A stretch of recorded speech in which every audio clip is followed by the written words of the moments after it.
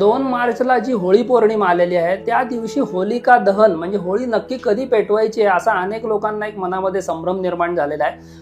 तर होळी जी पेटवायची असते ती भद्रेच्या काळामध्ये पेटवू नये असे सांगितलंय। भद्रायान द्वेन कर्तव्ये श्रावणी फाल्गुनी तथा श्रावणी नृपतिं हंती ग्रामं दहती फाल्गुनी असं सांगितलंय। भद्रेवरती जर होलिका दहन म्हणजे होळी पेटवली तर आगी लागतात ठिकठिकाणी किंवा आगीचे उद्रेक होतात, याची उदाहरणं पण आम्ही मागील अनेक व्हिडिओमध्ये दिलेली आहेत। तर आता या वर्षामध्ये 2 मार्चला सायंकाळी संपूर्ण भद्रा असणार आहे, तर मग होळी पेटवायचीच नाही का?